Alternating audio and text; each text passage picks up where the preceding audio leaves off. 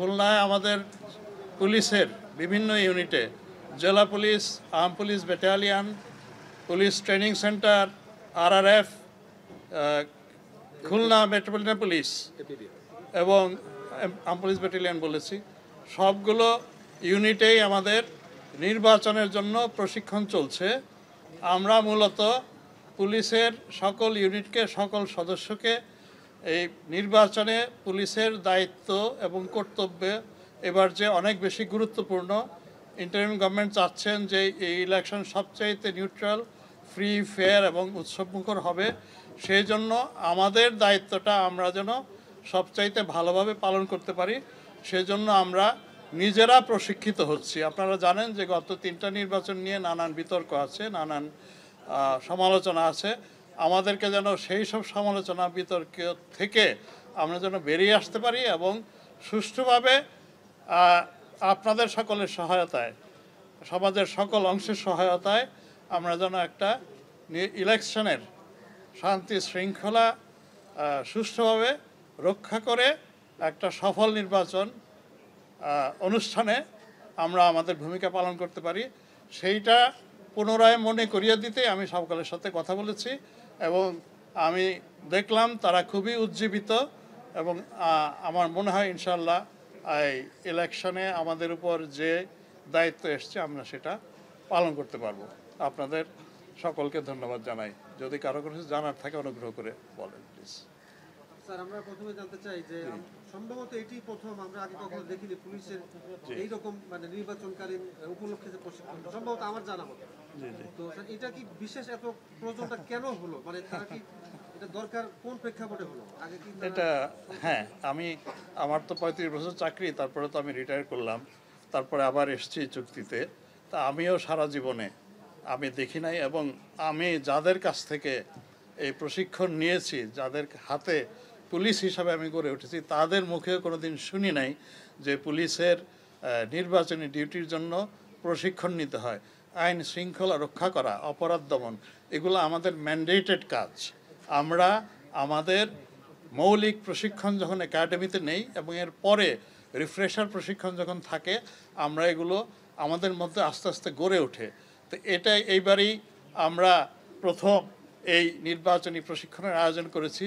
মূলত আমাদের যে বেদনাদায়ক অভিজ্ঞতা আছে আগের 3টা ইলেকশন 2014, 18 এবং 24, যেটা নিয়ে নানান বিতর্ক এসছে, নানান ধরনের সমালোচনা আছে এবং দুর্ভাগ্যজনকভাবে আমরাও সেই বিতর্ক এবং সমালোচনার শিকার হয়েছি, অংশীদার হয়েছি, কারণ আমরাও ওই 3টা ইলেকশনেই পার্টিসিপেট করেছি। আমাদের সেই অভিজ্ঞতাটাকে আবার শুধরানোর জন্য আমরা যেন যেই ভুলগুলো আমরা করেছি অথবা করতে বাধ্য হয়েছি সেইগুলো যেন আমরা না করি, পক্ষপাতিত্ব, কোনো জায়গায় অন্যায়, অবিচার প্রশ্রয় না দেওয়া, সব কিছু ঝেড়ে ফেলে দিয়ে আমরা ইন্টারিম গভর্নমেন্টের যেই অঙ্গীকার যে সবচেয়ে সুষ্ঠু একটা নির্বাচন করা, সেটা যেন আমরা করতে পারি। এই জন্য আমরা আমাদের সমস্ত ব্যাড প্র্যাকটিসেস, ম্যাল প্র্যাকটিসেস, কুঅভ্যাস, বদভ্যাস, যাই আমরা আগে আমাদের যাই হয়ে গেছে না কেন, সব কিছু ভুলে গিয়ে আমরা যেন এটা এক সুশৃঙ্খলভাবে সুন্দরভাবে করতে পারি।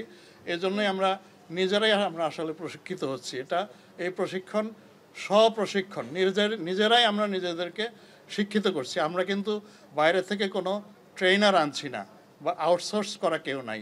আমাদের যারা দীর্ঘদিন কাজ করেছেন, যাদের অভিজ্ঞতা আছে, তারাই আমরা নিজেরাই নিজেদেরকে তাদের মাধ্যমেই প্রশিক্ষিত হচ্ছি আর কি। যে পুলিশ বিগত 3টি নির্বাচনে ছিলেন, তাদের দিয়ে কি আবার এই পরবর্তী নির্বাচন সঠিক হবে বলে আপনি মনে করেন? এটা অবশ্যই আমি মনে করি। সেই জন্যই আমরা আসলে প্রশিক্ষণটা এই কারণেই যে যারা এক সময় কোনো কারণে বিচ্যুত হয়েছে তাদেরকে পুনরায় আইনের শাসনে যেই কথা বলা আছে, বিধিবিধান আইনে যে কথা বলা আছে, সেটাই আমি আবার রিফ্রেশ করিয়ে দিচ্ছি তাদেরকে। এবং এর মধ্যে যারা ইনকরিজিবল, যাদেরকে আদৌ মানে পরিশুদ্ধ করা সম্ভব না, এইরকম বিতর্কিত লোকদেরকে আমরা ইলেকশনে তারা যেন ওইভাবে নেতৃত্বে না থাকে, সেটা আমরা যখন ডিপ্লয়মেন্টের প্রসঙ্গটা আসবে তখন আমরা সেই জায়গাটা খেয়াল রাখবো। তাহলে সেই বিতর্কিততে কোনো তালিকা করা হয়েছে কিনা এবং তার পরিসংখ্যান মানে সংখ্যাটা কিরকম? এটা তালিকা করা হয়নি, তবে আমরা জেলার এসপি এবং রেঞ্জের ডিআইজি ওনাদের বিবেচনায় যাকে মনে করছেন যে বিনির্বাচনের সময় তিনি যথাযথভাবে দায়িত্ব পালন করবেন না তাদেরকে চিহ্নিত করছেন। আমরা যখন ডেপ্লয়মেন্টটা হবে ওই জানুয়ারিতে, তখন আমরা এই সংখ্যাগুলো বিবেচনায় নিব। জি ভাই, পুলিশের প্রেক্ষাপটে বা খুলনার যে প্রেক্ষাপট তাতে কিন্তু পুলিশের প্রতি মানুষের যে আস্থা সেটা কিন্তু একেবারে কমে গেছে। সেক্ষেত্রে খুলনার আইন শৃঙ্খলা পরিস্থিতি একেবারে খারাপ, নাজুক। তো সেক্ষেত্রে আগামীতে নির্বাচন আসছে, তো এই নির্বাচনের আগ মুহূর্তে এইসব যে কার্যক্রমগুলো রয়েছে, সন্ত্রাসী কার্যক্রম, এগুলো আসলে কন্ট্রোল করা এবং এগুলো একেবারে কমিয়ে ফেলা, এগুলো সম্ভব হবে কিনা এই বিষয়ে আসলে আপনারা কি ভাবছেন? আমার বিশ্বাস আমরা পারবো, কারণ নির্বাচনটা মানুষ কিন্তু স্বাগত জানাচ্ছে, আগ্রহে মানে উদ্গ্রীব হয়ে মানুষ অপেক্ষা করছে নির্বাচনের জন্য। কাজেই এইখানে যেসব বাধা বিপত্তি আছে, বিশৃঙ্খলা আছে, অপরাধ আছে, সন্ত্রাসের প্রকোপ আছে, আমার বিশ্বাস সমাজের প্রতিটা লোক, কোনো লোকই চায় না।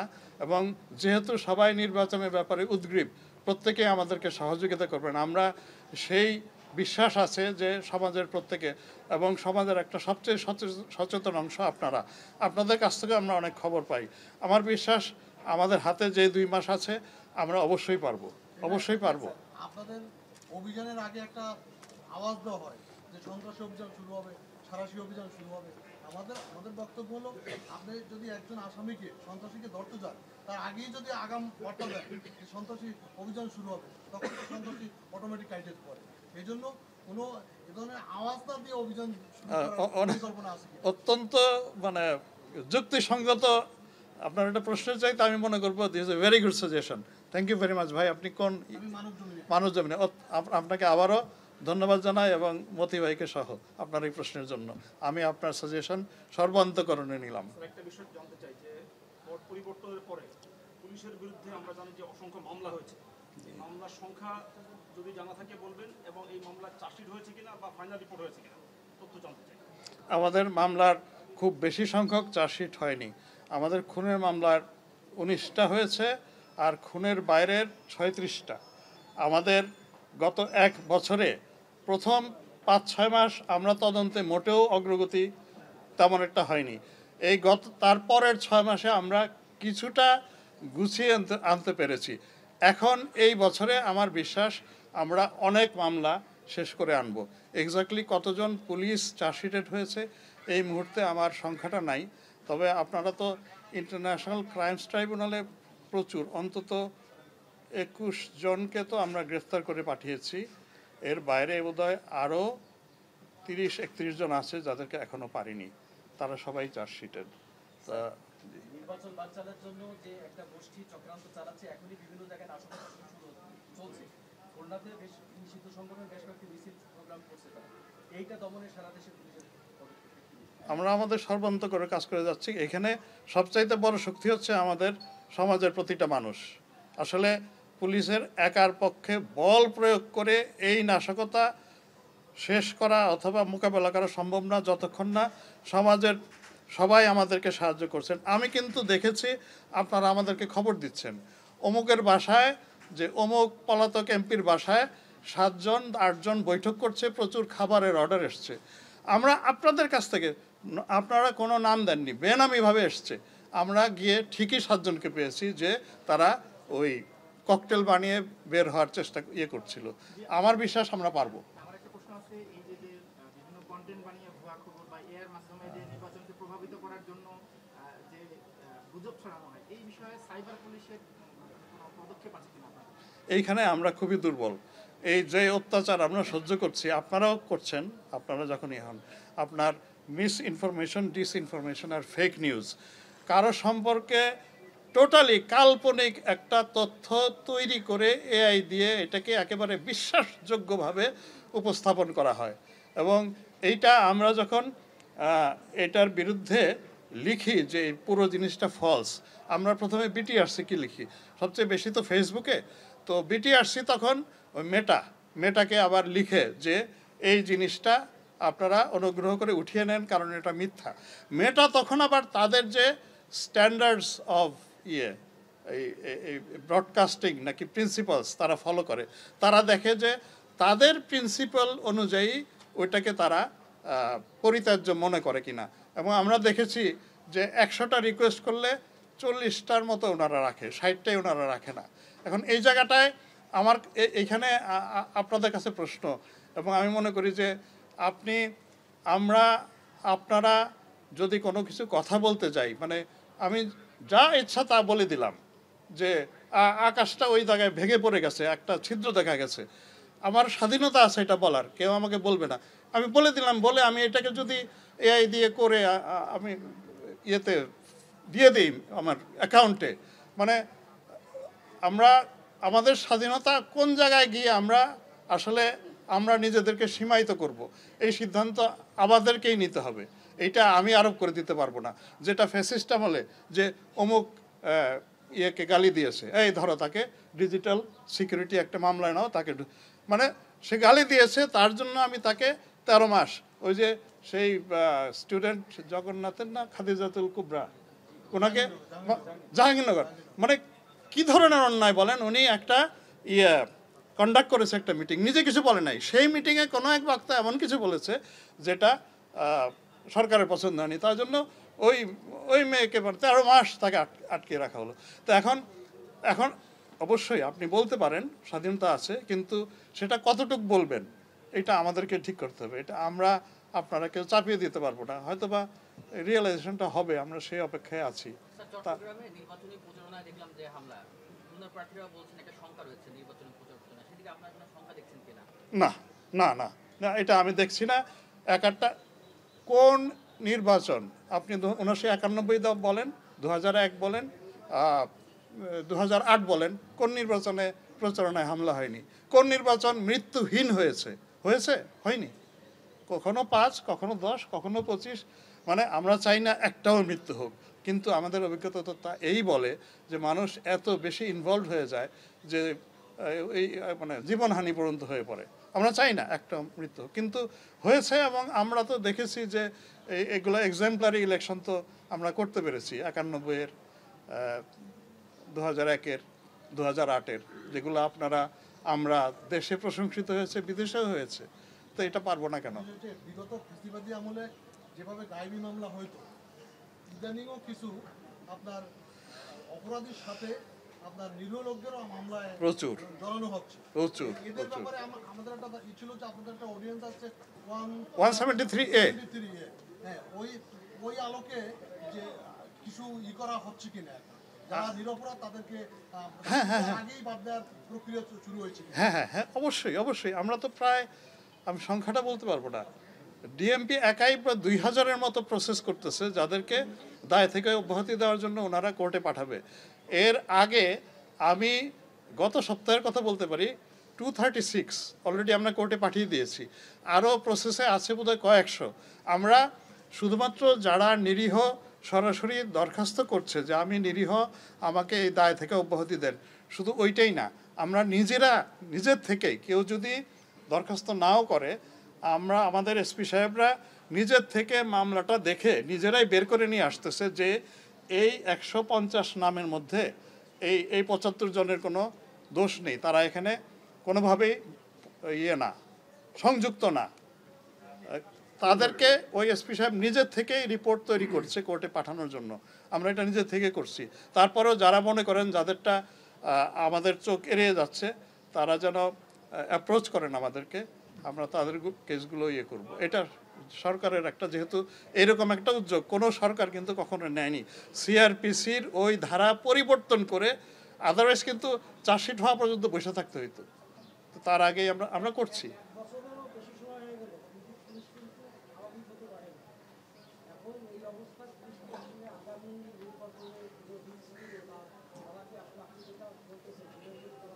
আমরা পারবো। আমি গত 4 দিন আগে আয়ারল্যান্ডের পুলিশ অম্বার্সম্যান বা নেপাল লোন শেষে নাম মহিলা, উনি এসেছিলেন। উনি আমাকে বললো যে ইন্সপেক্টর জেনারেল, আমি যখন এই প্রসঙ্গটাই উঠাচ্ছিলাম তখন বলল it took 10 years for us again to be a pro people police.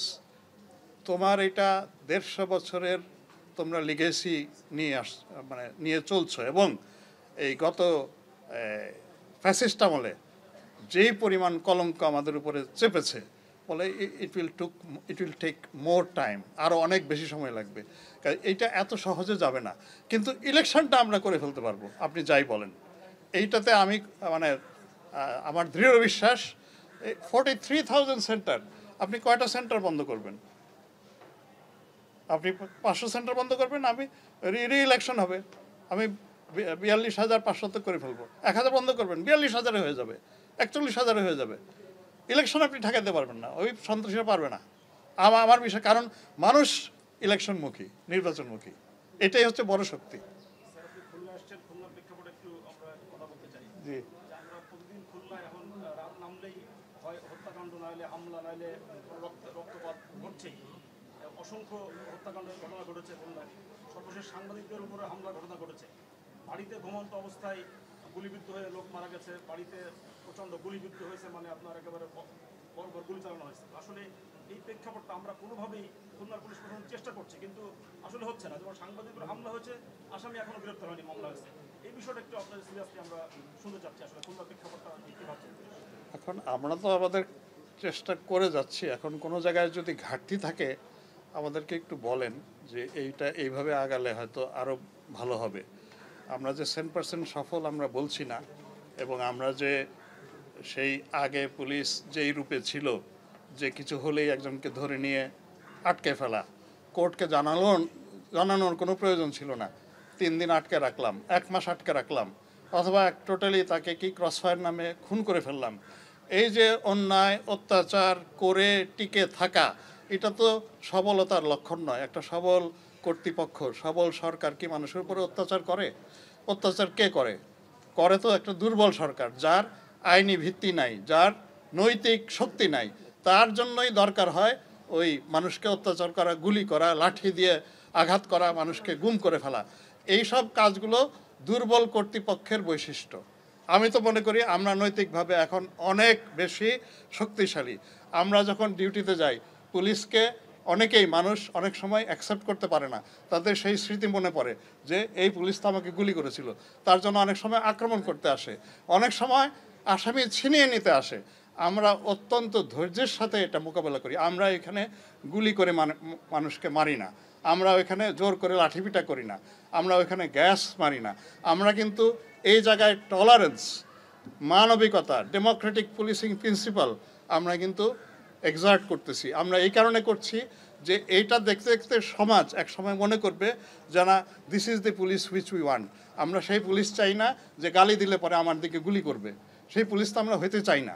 আমরা বরাবর কেতাবে ওইটা পড়েছি, আমরা এখন এটা বাস্তবে প্রয়োগ করতে চাই। এখন ভাই আপনি যেটা বললেন, এই সুযোগে এখন আমি যদি একটা অপ্রেসিভ পুলিশ বাহিনী হই, বা পুলিশ সন্ত্রাসীরা যদি জানে যে ধরা পড়লে কিন্তু ক্রসফায়ার, ধরা পড়লে কিন্তু গুম, এই ভয় দিয়ে আমি সন্ত্রাস দমন করতে চাই না।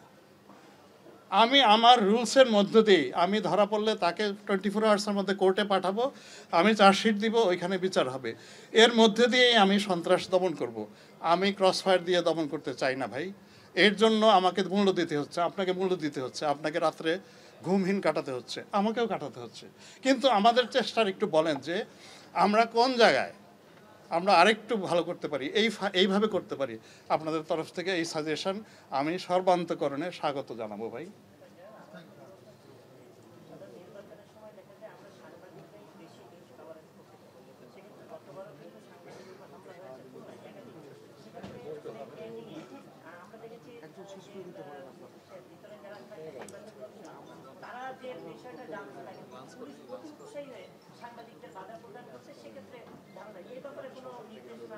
এই ব্যাপারে সাংবাদিক জার্নালিস্টদের ব্যাপারে, সংবাদ সংগ্রহের ব্যাপারে ইলেকশন কমিশনের স্পেসিফিক ডাইরেকশন আছে।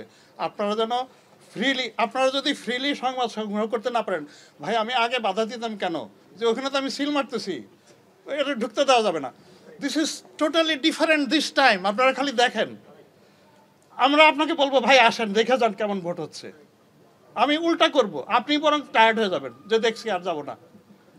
This is what we are thinking now. আপনাদের প্রতি আমার শত্রুতা নাই, শত্রুতা ছিল কখন, যখন আমি অন্যায় করছি, দেখাইতে চাই নাই যে এই দেখলে তো লিখে দেবে পত্রিকায়। আমি চাচ্ছি না সেটা। এখন আমাদের মধ্যে ইননেট ভেতরে যে অভ্যাসটা গড়ে উঠছে 1 বছরে যাবে না, আমরা চেষ্টা করছি এটা করতে। Election commission is very positive ভাই। আপনারা ভালো থাকেন, আপনারা ভালো থাকেন।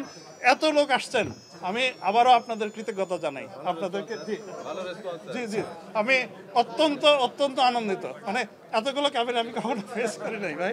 Thank you very much. জি জি জি।